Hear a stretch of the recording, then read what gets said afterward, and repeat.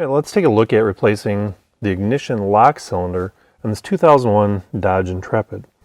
Now, one of the first things I want to make note of is the original key.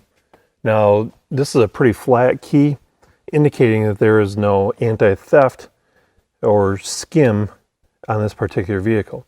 Dodge uses what's called SKIM, Sentry Key Immobilizer, or SCREAM on newer vehicles. On those vehicles, it might have a oblong shaped head with a chip inside of it. Quite often those will be gray or tan. This particular one, however, is black with no anti-theft components inside of it. So that's good to know. Now our new lock cylinder is going to come with two keys pre-cut to fit this. Now it's going to be great. We'll have a spare.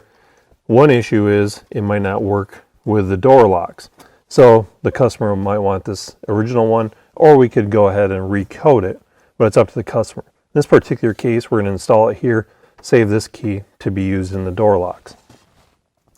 So I'm going to take my T15 Torx bit and go underneath the column and remove the two screws holding the plastic cover in place.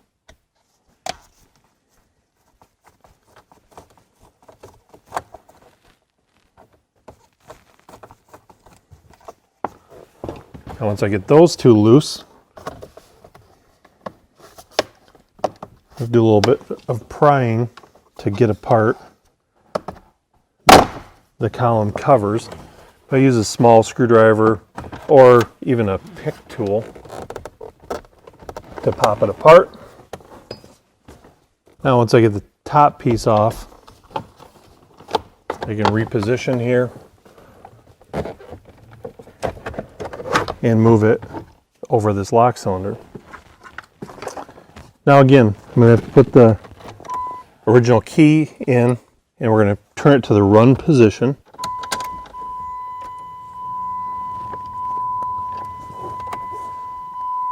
Then I need to take my screwdriver here and look right on the bottom side. There's a tab to release here. You can see that spring piece. Now if the key is not in the run position, you'll see it's not going to move. So the key needs to be in the run position in order to release that particular tab.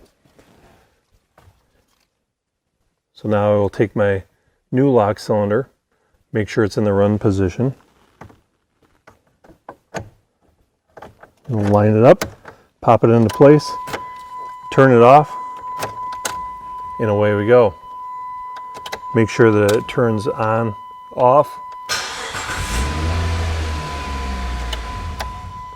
We're able to start the vehicle. Just like that, now I can install my covers. Again, I'll pop them into place and we're ready to go. I can give the customer this new key along with a spare key, and we're going to want to make a special note so that they know to use the original key for the door locks yet. Hopefully now you understand what it takes to replace the ignition lock cylinder on a 2001 Dodge Intrepid.